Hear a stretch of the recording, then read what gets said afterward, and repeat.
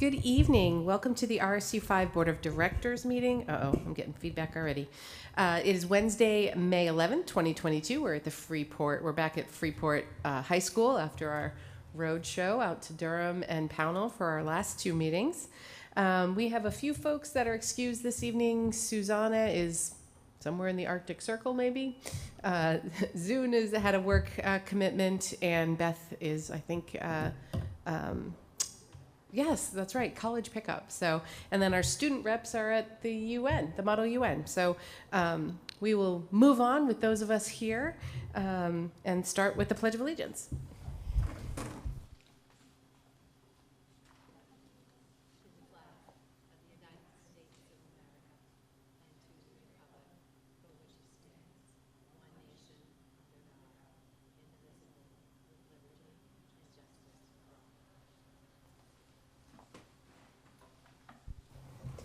So do I have a motion for consideration and approval of the minutes from the April 13th and April 27th, 2022 meetings as presented, barring any errors or omissions?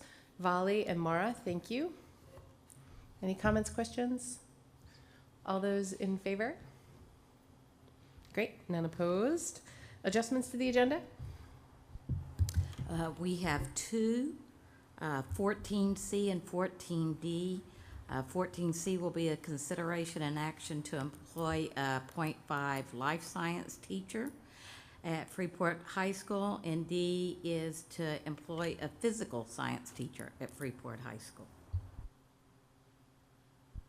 I don't know what the difference between those two teachers are, but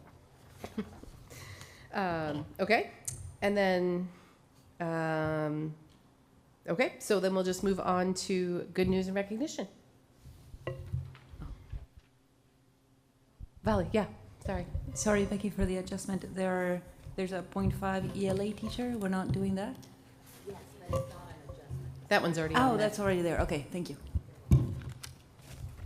I'll ask Principal Gulko to come up to do the good news and recognition.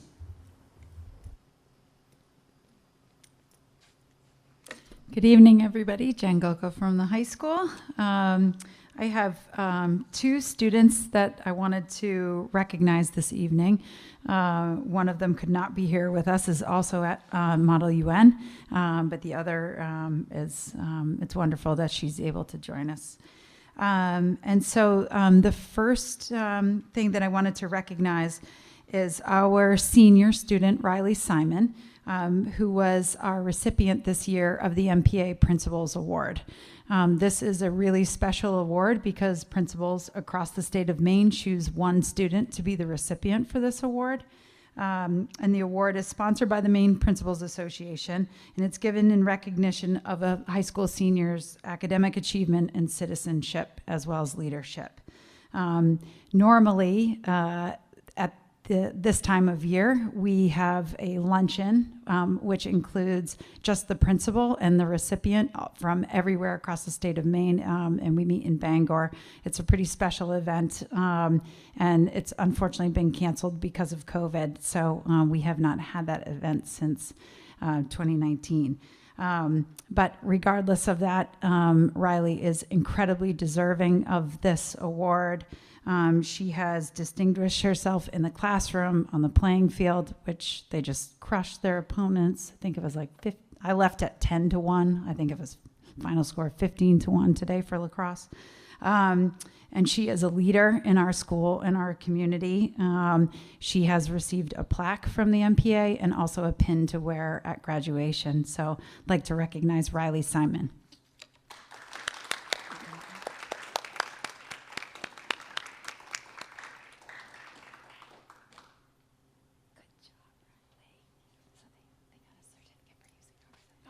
You don't have to talk. Okay.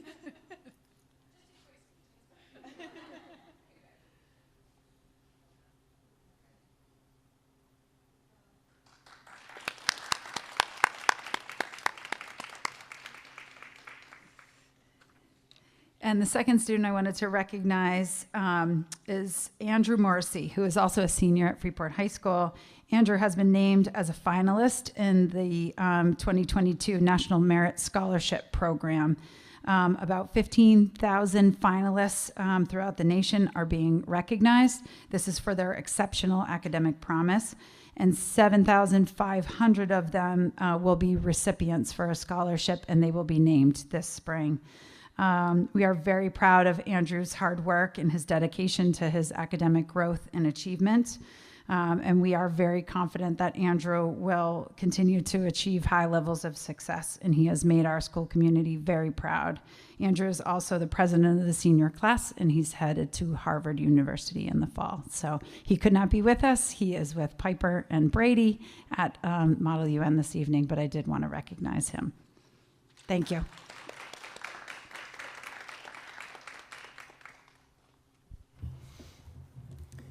Okay.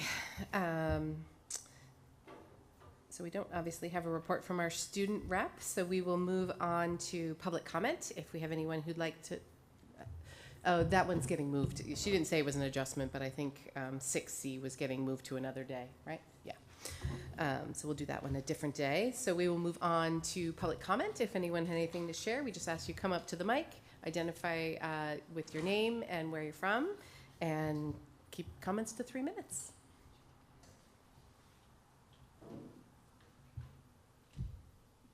Okay. Sorry, we're all staring at you. Okay. Don't worry, there'll be another opportunity at the end if you're so, if the spirit moves you. Okay, so we will move on to number 8, the report from the superintendent. No pressure. So, thank you. I have the following resignations to report this evening. Hillary Massicotti, the PES special ed teacher, Samantha Havens, DCS 5th grade teacher, Amber Holmes, Durham Community School ed tech, Jessica Card, DCS food service assistant, Kate Cass, DCS kindergarten teacher, and Ben Wolf, who is a van driver maintenance worker for us.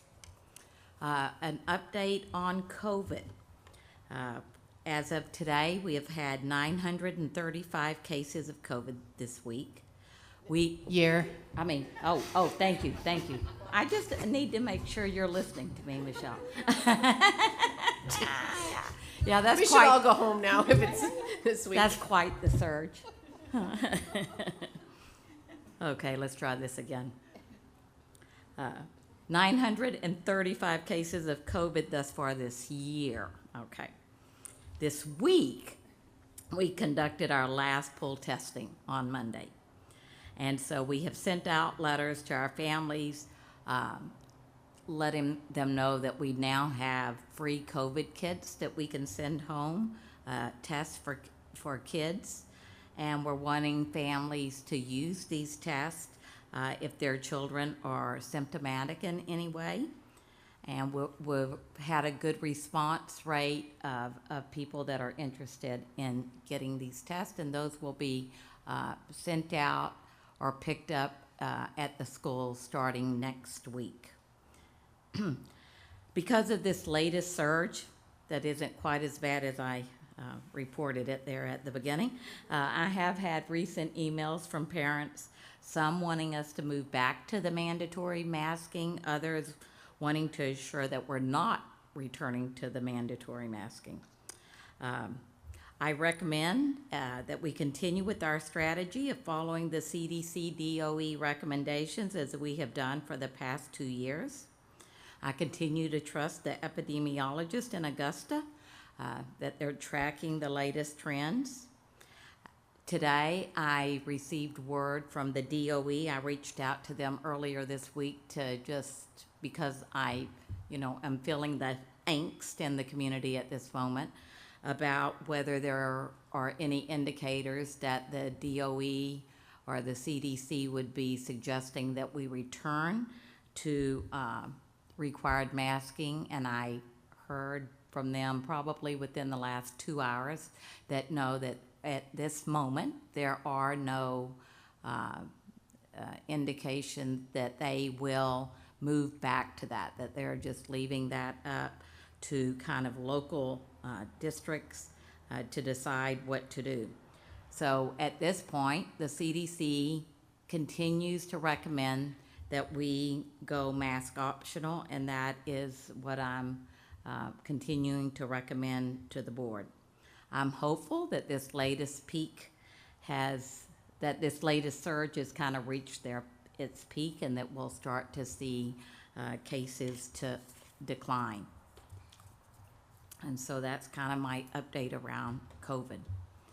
We currently have now 62 newcomers enrolled as of today in RSU5. This is since January. We anticipate enrolling 10 more next week, and that we believe at that time both of the hotels that have been designated as homes for the asylum seekers will be full. Our new students have been wonderful, and we feel very fortunate that they have joined us. They are so excited to be here, and they have brought a new energy into our schools. They're beginning to attend our school events. Some have now received clearance to play sports. They've received their physicals, and they're participating on some of our sports teams. And our community in RSU5 has really rallied to support these families and our newcomers. So I'm happy to report this evening, I feel like it's just really going well. I think I have second interviews tomorrow with the people that have applied for our new ELL positions. And so by the time we meet again, I'll be having recommendations for those positions. And we'll have 3 ELL teachers beginning in September to support all of these students. And I know Principal Gulko just left. I probably could have had her stay to just speak a little bit more fully about this, but she just told me, she said, oh, we're so excited. We've kind of figured out some classes to offer the kids that are just now enrolling with us so that it can be meaningful learning between now and the end of the year, even though we only have 5 weeks of school left as of today. Our spring sports are underway. I think you saw one of our lacrosse players tonight. At the moment, most of our teams continue to have winning records. Our girls softball team continues to do well. Craig said to me that this is probably the best that they've done in about 20 years. So I think there's just a lot of positive energy going on that team. Our boys baseball team, I think, is doing really well too. So just go Falcons, and we're just kind of looking forward to seeing how you do between here and the end of the year. We continue to work on the presentation that we're going to bring to you on June 8th around the social studies curriculum and the equity work that we've been involved with for 2 years in RSU5. We're looking forward to giving you that presentation. And tomorrow night will be the return of the FHS Arts Night for the first time in 3 years. The arts reception starts at 5 p.m. The concert starts at 6. I'm hoping to attend that, and I encourage all of you that can come out and support our artists to do so. And then on another positive note, our solar project continues to pay off, and our net savings since December is now $53,000. So in a very short amount of time, we are just seeing some great savings on that. And then lastly, I wanted to let you know that Principal Gulko has arranged for Freeport High School to be hosting an informational session on Thursday, May 19th at 6:30 via Zoom about free college that our kids can access at SMCC for this coming year. The Dean of Academic Excellence and the President of SMCC will be speaking to families how to best access this opportunity. They will also be offering a future date here at FHS to help fill out and navigate the financial forms needed with support staff available for assistance. And I just really want to commend Principal Gulko for organizing this event for our families, because as you know, you've probably read in the news, this is really a new initiative by our state, and I think a very, very positive one. And it will also invite surrounding districts, because I think the Zoom session can like hold up to like 500. And that concludes my superintendent report. Any questions for Becky? My only question was around the ELL teacher. You said you hope to bring to us next time a candidate for Yeah. support. Would they be starting in the fall, or will they come now? Okay. No, and it'll be more than one candidate. It'll be, I anticipate bringing 2.5 positions to you. Okay. So there's currently 1.5 positions in the budget. Of course, it'll be an well, I don't know that it'll be an anticipated. If the budget didn't pass, we would look to the contingency to cover that, because it's really an enrollment need. And they would be beginning in September.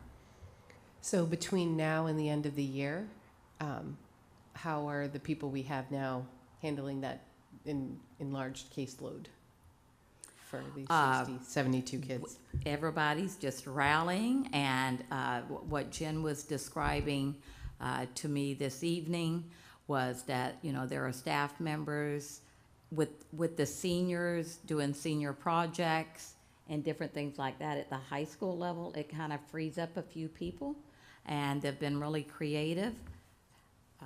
I would say of the current caseload, probably ideally, we don't have enough staff on board right now, but they're doing the best that they can to support our students.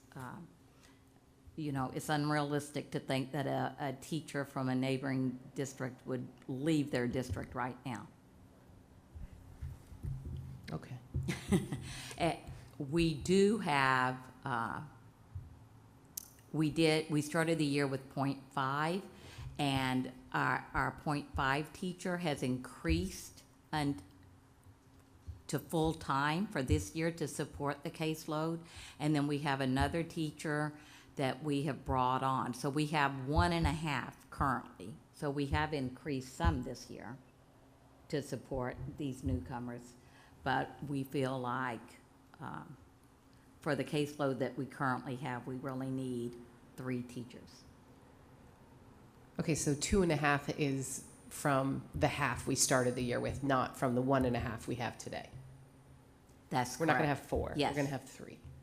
Correct. So we started the year with the half. We right now have 1.5 servicing our kids, and then we'll increase that to 3 for September. Okay. Jill. Do you know, so we have 70 students as of today that are enrolled. This housing, my understanding that it's transitional housing. So when families go, more people will come in, and whether they have families or not. Do you have any time, like, is this indefinite? Because when I hear you say you feel like 3 is enough, and I think about how many buildings we have and 70 young people with varying degrees of English language competency, it seems low. And if it's something we're going to be seeing on a long term, you know, I'm open to hearing what your needs are, but I'm also unsure of, you know, do we know what to expect in the future with this? I think it's a little bit like COVID in that you can't totally predict, but I feel I have a couple of meetings next week that have been arranged. One with the DOE, with the superintendents that are feeling the impact of this and what they can potentially do for us. And I'd be happy to report out on that after I have that meeting. I think that one's on Monday. And then I think we have another one tomorrow with just kind of our regular check-in meetings.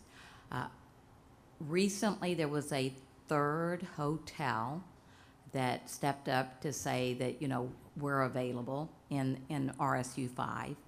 And I think that the state is trying to be very cognizant about tipping points in districts. And so they ended up not going with that particular hotel and instead went with a hotel in a different town. And so I think they're trying to mitigate the impact because they want it to be a successful experience for the students and for the community. And so I'm feeling like that is going to be our number. And I did talk to Bonnie Violet that oversees the ELL program today to say, do you think that that number is the correct number with 3? And we think that if this is the caseload, that we think 3 is the correct number. But if it gets to like 100, we feel like we're going to be back to the board to ask for another position. Thank you for that.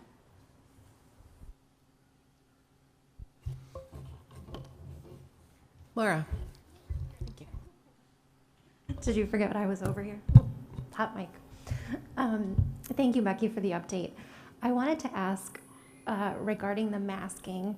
I've seen a couple other statements. Oh gosh.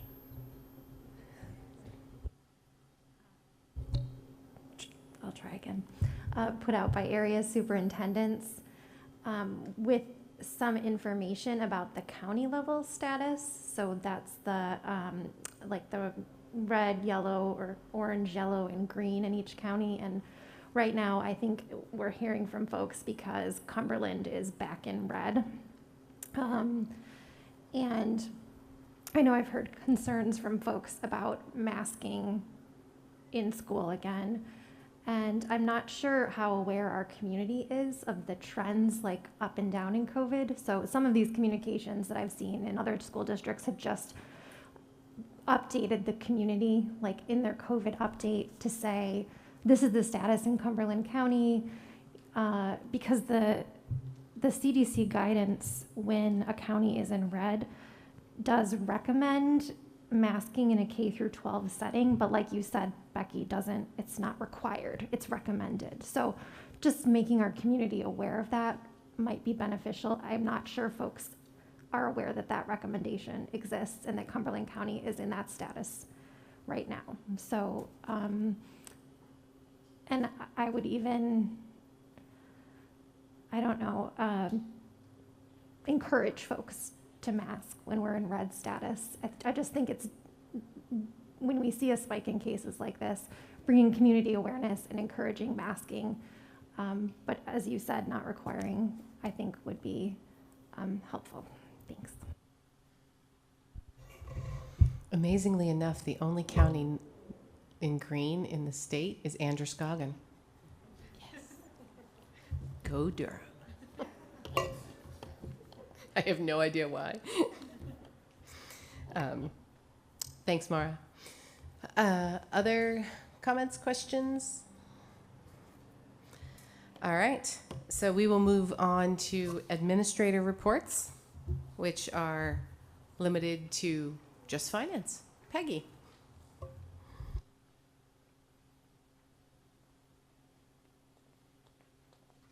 Hello, everyone. Well, here again in your packet has the financials for April, and so I'm happy to report we've reached the end of the 10th month of the fiscal year, believe it or not, already. And we are feeling very confident that our projections show that we'll be in good financial standing at the end of the year. We have plenty to pay all of our expenditures.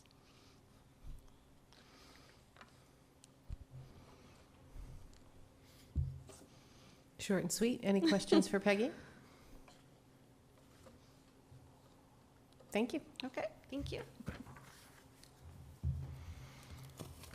All right, so now we'll move to Agenda item 10, the board comments and committee reports. First we have on there is the board information exchange and agenda requests.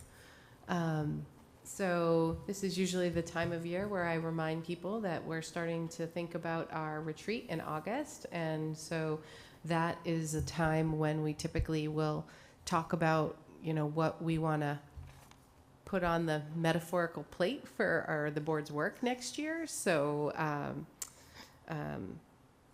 if there's something, we usually try to keep a list of people who asked for, workshops or items to be discussed. And, but if there's something that you have, burning item that you want to make sure we at least talk about in August, feel free to shoot Becky and I an email so we make sure we have that on our list, particularly with Becky not attending the retreat. I mean, maybe we'll invite her, but she doesn't have to come next year.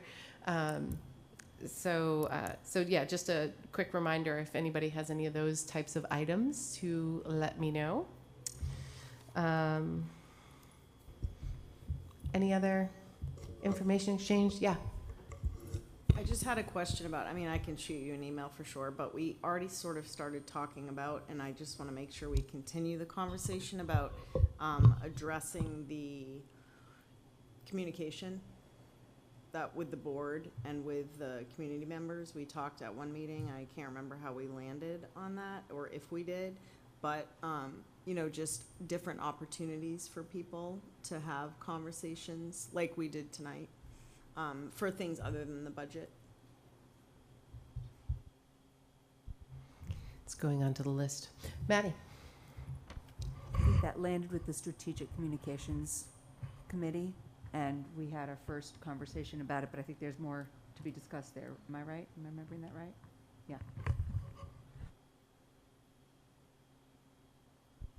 Maura? Tomorrow night is the next MSBA regional meeting. It's at 6 p.m.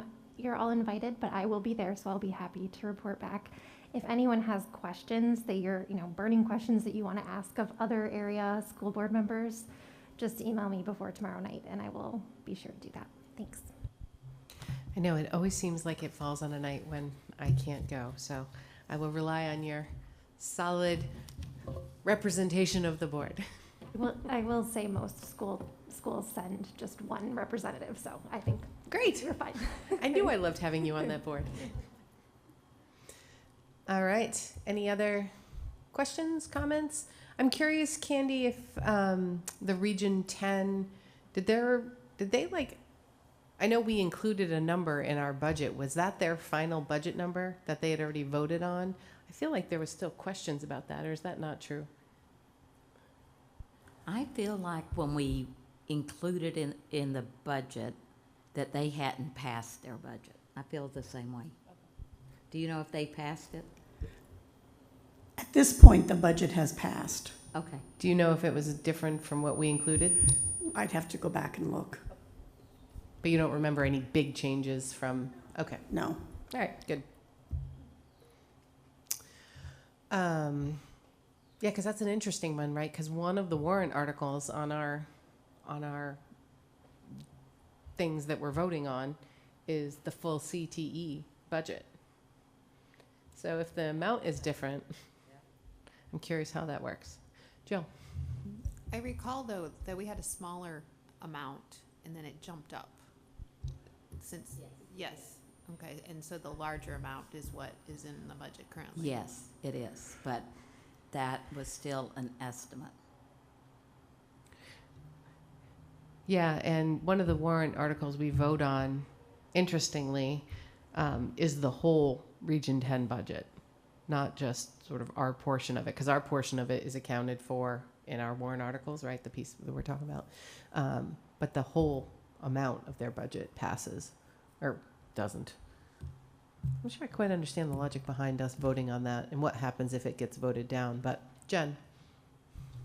I don't know if this is possible, but moving forward with the Region 10/CTE, I think we need to be more clear about what CTE is. I feel like there's a very large number of people in our communities that think CTE is CRT. And I think that that is very understandable because other than when we do the budget, we refer to Region 10. And so I don't know if there's a way to just take that acronym and spell it out in everything that we do, or look at sort of maybe changing it. We did change it in the warrant this year. We did. Yeah, To so it spell doesn't- out. Yes, it says, now I can't even think of, technical, career and technical education. Right, Yeah. right. So Oh, yeah, because great. it did say CTE in the warrant, which I think is what spurred the initial Yes. confusion last year. Yes. Of, like, look, there's a $3 million CRT number in here, and you're Right. like, no. Right, and in that I've seen still has continued to gain some Reverberated, traction. yes. So that's good to hear. I'm glad that the warrant changed it. But and I think that it's it's a fair misunderstanding because we don't, other than the budget season, ever refer to it as CTE. We always refer to it as Region 10 vocational. And that's, I'm just gonna, I know there's a few folks we don't have with us tonight, but I'm just gonna throw it out there that the other thing that we do in June, we won't do it at our next meeting because that'll be, crazily enough, we will be at our first three-town budget meeting in 3 years. So we don't do too much on that agenda other than that because that's a big one.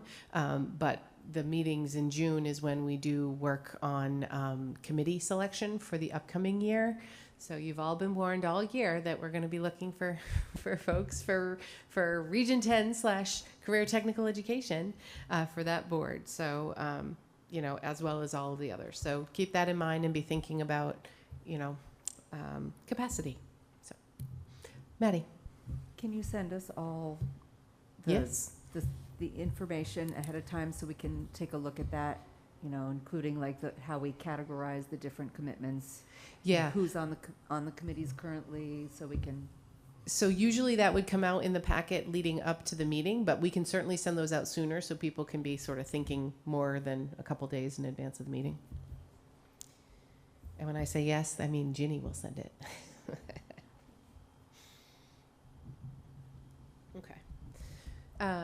Any other? Okay, so we'll move on to policy. Candy. Okay. Excuse me. The last meeting we had was April 29th, and we looked at 4 policies, the yellow piece of paper in your in your packet. 2 of them tonight are coming to you for first read: student discipline and public's right to know / freedom of access. We also looked at the administration of medication to students, and the nurses looked at that and gave us their feedback, but they also needed to go back and look at something about diabetes. So we still have to look at that one again, and then it will come to you. The 4th policy we continue to look at is the remembrances and memorials. So we're still looking at that. That's it. Okay. So Cynthia will take us right into the policy review. Good evening. Okay, so we have, maybe we can have a motion for the second read. I could do For that. suspend, yes, thank you. All right. Do I have a motion for consideration and approval of second read for the following policies? JKD, suspension of students; JKE, expulsion of students; and AC, non-discrimination, equal opportunity, and affirmative action. Maddie? Dolly, thank you. Okay, and we have no adjustments to any of these policies that came to first read. Basically, the first 2 were because of law changes. All 3 of them were because of law changes. Okay. Any questions or comments? No changes from the last time? There probably shouldn't be, right? No. Jen? So just a question to clarify. So the first paragraph states that the board may impose suspensions longer than 10 days. Does that go for grade 5 or below, or just grade 5 or below can never be longer than 3 days? It can only be 3 days, grade 5 or below. No matter what. Right. The board doesn't have any Right, and if it's egregious and not for, if it falls under that, if you remember last time I talked to you about, if it falls under that gun-free schools, there's a lot of concern about the way the suspension one is worded, because if it falls into that category, there's concern, what do you mean we can only remove them for up to 3 days? And so I read to you, when I consulted with the lawyer, what other options we could do. They feel like this is going to go back because of this piece. So the board can only impose suspensions longer than 10 days for 6 to 12. Correct? I understand what you're saying. Yeah.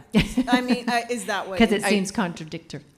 And that's true? Right. That's your Right. understanding? Okay. Yes. Oh, that's the Okay. question. Yes. Yeah, that is the question. Yes. Okay. That is thank you. correct. Yes, I hear the words coming out of your mouth. Yes. All right. Other questions or comments on these guys? All right. All those in favor? None opposed. Great. Thank you. Okay, the next two policies are also brought forth because of legislation. The student discipline policy, JK, let me get there, has the paragraph that is about 2/3 away down the page about recess.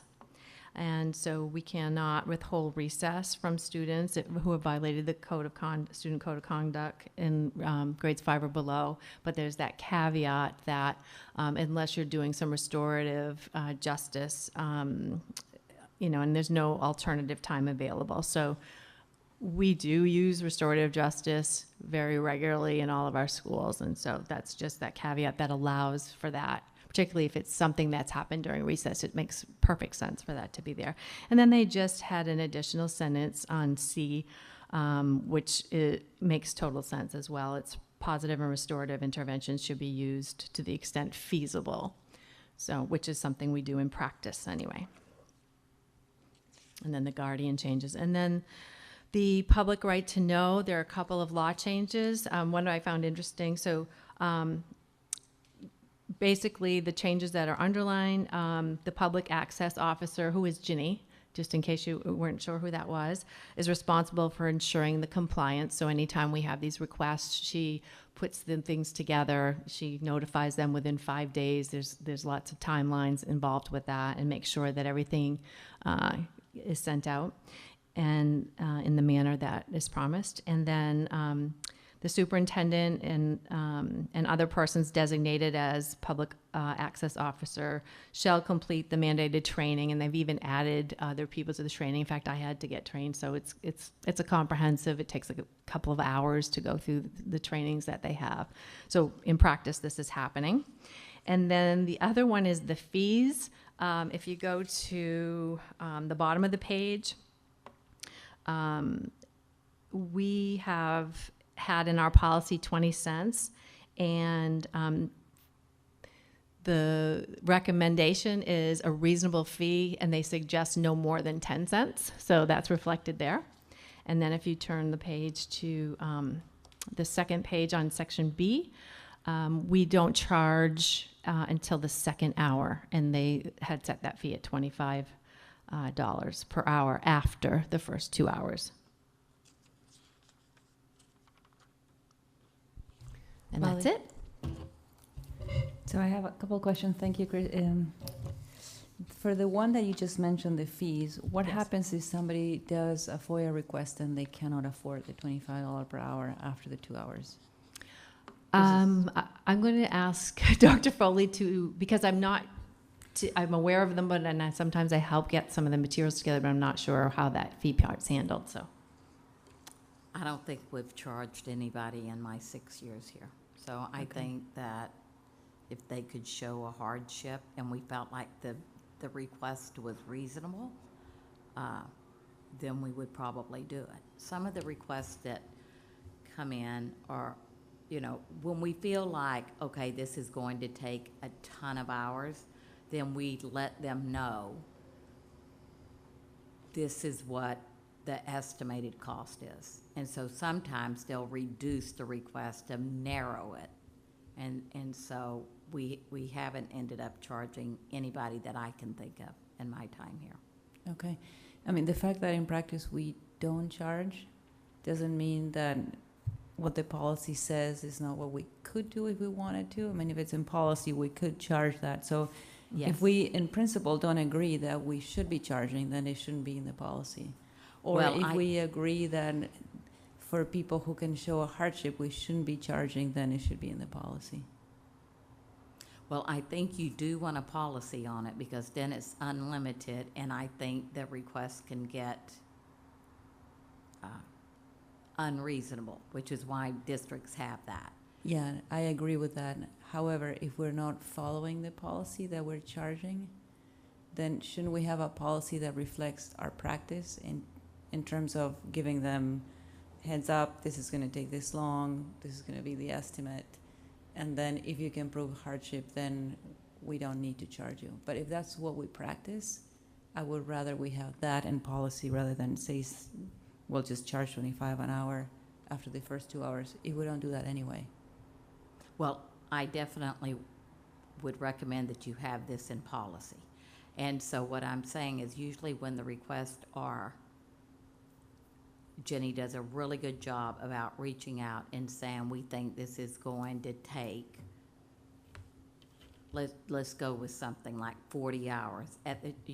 Then it's an eye-opener to the people that are requesting that, and then they narrow it, and we get it down to, it's really just a couple of hours of work.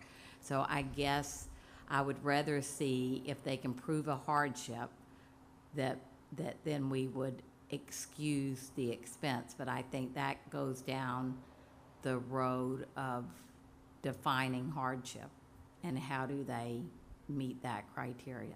Yeah, and I'm not suggesting that we don't have this. I'm just suggesting that we add to it. Yes. That we will hardship. notify, that we will notify you and give you an estimate of how much it costs. We do that, yes. So I would put that in policy. Okay. And then I would also put in policy, if the group decides or the board decides, then we can waive the fee for cases of hardship, then that should be in the policy too, if the board decides that that is an appropriate way to handle FOIA requests. Jill? It does say in E that it's required by law that they provide the person making a request the estimate of the time necessary. So like that's already required, that we have to tell them how much it's gonna cost. It's the second paragraph in E. Thank you, Jill. Yeah. I No, was just so if gonna we're already say, doing that, but I yeah. do agree with Vali, is that I don't think it hurts to put an additional line in there that says, if the, it sounds like, Becky, what you do is try to get people to narrow it down so you don't have to charge them. So, I mean, I think if we're doing that, that works, but I guess then I think it does create an issue that I'm just thinking of now, where if you have that person that you said, hey, it's gonna be 40 hours, and they're like, oh, hey, I can't pay, and then we're in a situation of how do we decide? Do we really need 40 Are we hours? really gonna do 40 hours, or, you know what I mean? So that's hard too. Yeah, I respectfully disagree. I think the way that paragraph is written, it says if they can't pay, we still give it to them the first time around. Like the way that reads, because they say if they ask for another one, we're not gonna do it because they haven't paid for the first one. So I feel like that common sense wise, we're telling them how much it's gonna cost before we do it. We do it, if they don't pay it, if they want another one, they have to pay that first. So they are getting something. And does it sound like that, is that That's when all I part of read the it. law? That's what I read when I read that paragraph. I agree. It just says may charge, if you look on the bottom of the other page, except otherwise prohibited by law or court order, it may charge the following fees. Oh, there we go. Forget everything I said. Sorry, I should have said that.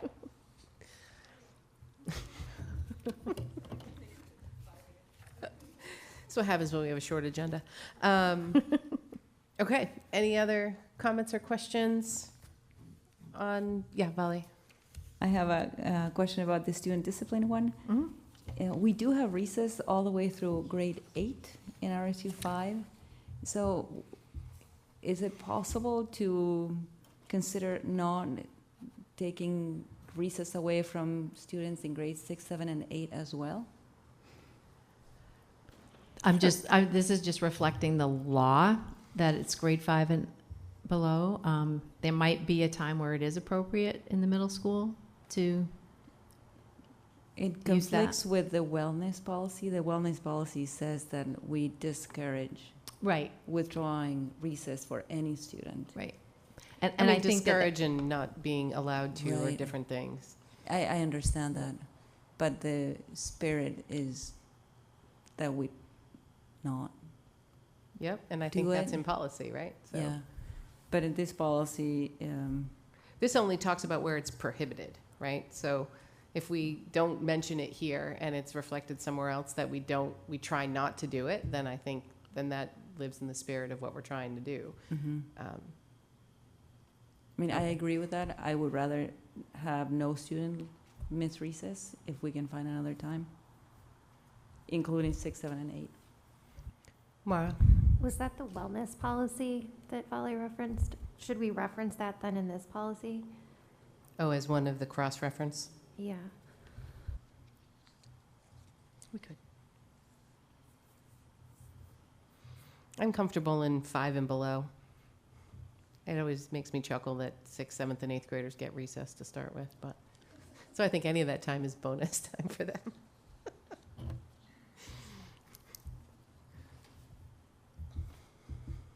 Other comments, thoughts? All right, I don't think I did I was gonna do the No, motion, but sorry. then you went right into it, so, Sorry. sorry. My sorry. Okay, so do I have a motion for consideration and approval of the first read for the following policies? JK, student discipline, and KDB, public's right to know, freedom of access. Maura and Vali, thank you. All those in favor? Great, not Thank you. opposed. Okay, we don't have unfinished business, so Cynthia can just stay there right and do here. her comprehensive plan. You have a lime-colored paper in your packets, a memorandum. And annually, I bring this to you in May. And it just outlines the updates to our required comprehensive education plan. Generally speaking, there's lots of policies and required policies that are part of this plan. And so the ones that are highlighted for you in the bulleted list are the ones that we have updated this year. We have a personnel plan section, and so this is the last group of employees that we have changed or revised the evaluation handbook for the administrative secretaries and office secretaries, employees. So every department now has a handbook, and they're posted on the website as well. And we always have a committee together with administrators, myself. We had we had a couple of administrative secretaries and office secretaries that were part of the process. So we finished that, I think, right around, it says February 8th. And, and then we also have the union involved so that they're aware of the whole process. And some of them decided to use this tool this year. Everyone will be using this tool for next year. So we have like a practice that we don't switch it over mid-year. They should know going into the year what they're going to be evaluated on. And then the comprehensive guidance plan, we just update our service providers every year, any of the social workers or guidance staff that have changed. Special education plan, that's also updated every year. Use of ESSA funds, those are our Title I and Title II funding. That whole application is updated every year. And then our student facilities plan and capital improvement plan. And that's it. So I need a motion for approval of that. And also, Valley reminds us every year that I have a big binder in my office, so if any of you who are new this year, if any of you ever want to come and take a peek at that, you're more than welcome to do that. Okay. So do I have a motion for consideration and approval of the comprehensive education plan? Maddie and Jen, thank you. Any questions for Cynthia? Great. All those in favor? None opposed. Thank you. Thank you.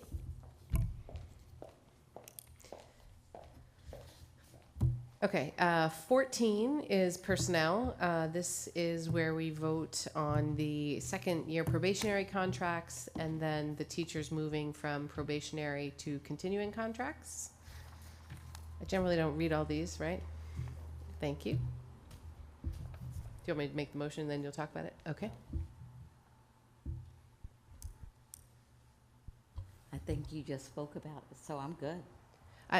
We do have some new board members that may not quite understand what this is about. Okay. So I'll do the motion first, though. Okay. Do I have a motion for consideration and approval to accept the nomination of the following personnel and to authorize the superintendent of schools to issue contracts for the 22-23 school year? Thank you, Jill and Volley. Okay, so we are recommending, these are teachers that have been teaching with us and new teachers to RSU5 and throughout the state. When they move districts, they are put on a probationary status, and so they are evaluated yearly and then have to be recommended to be moved forward. So that's what you're getting in Section A.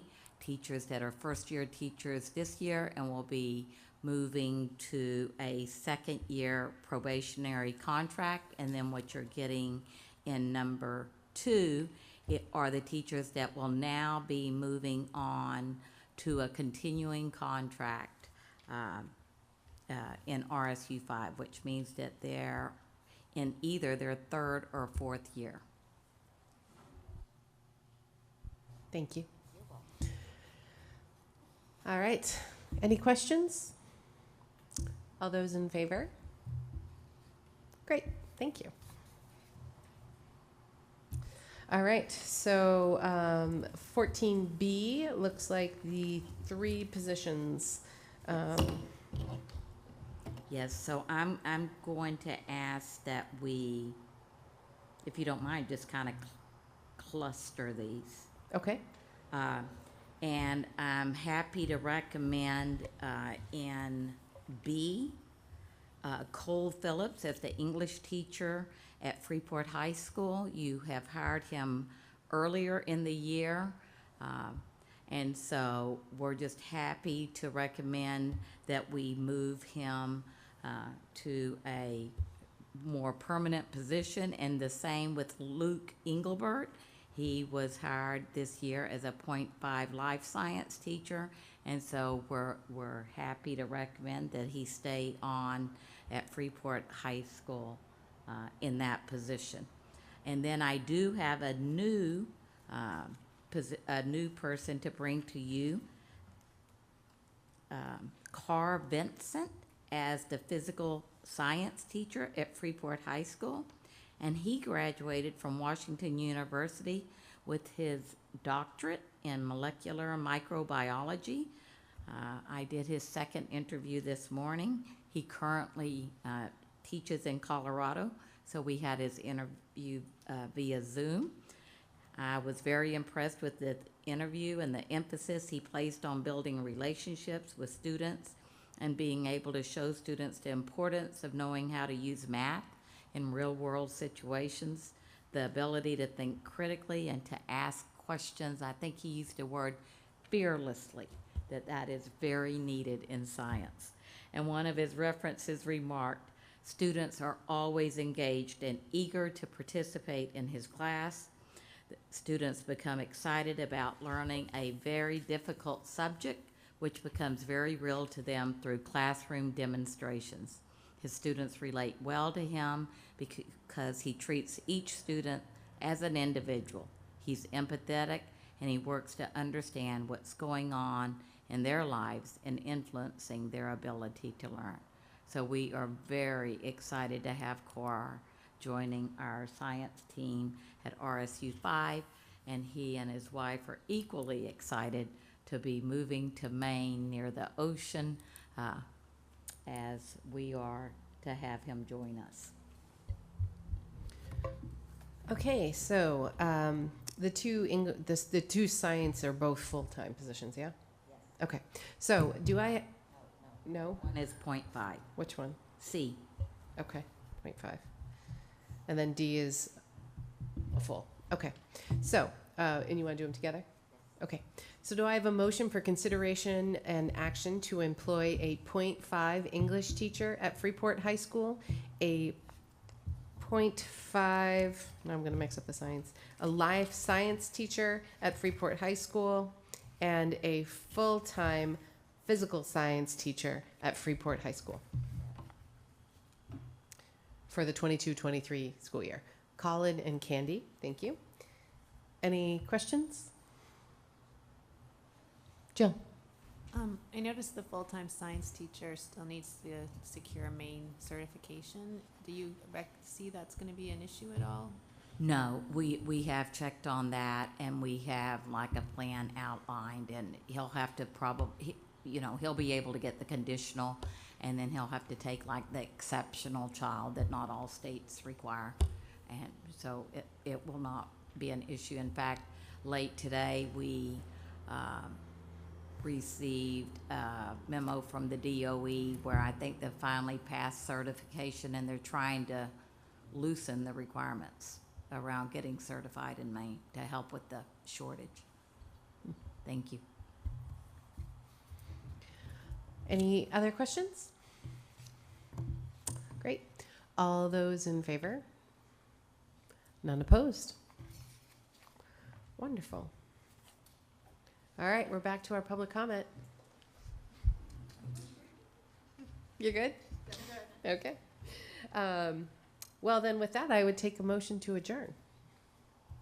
Maddie and Candy, just a quick reminder to everybody, our next board meeting is the annual budget meeting on the 25th, 2 weeks from today, here at the high school, but it will be held in the gym to accommodate, hopefully, a large turnout from the communities. This is where we go through the budget that the board has passed, article by article, and we vote on each article as we go until we get through the full budget. And then the budget that comes out of that meeting, because they can make changes up or down on the floor of the meeting, and to amend and pass. So anything whatever comes out of that meeting is what goes to referendum in June for the vote. So very important meeting. First time we're having it since 2019. So highly encourage folks to come out and join us on the 25th in the gym. Okay. Okay. All those in favor to adjourn.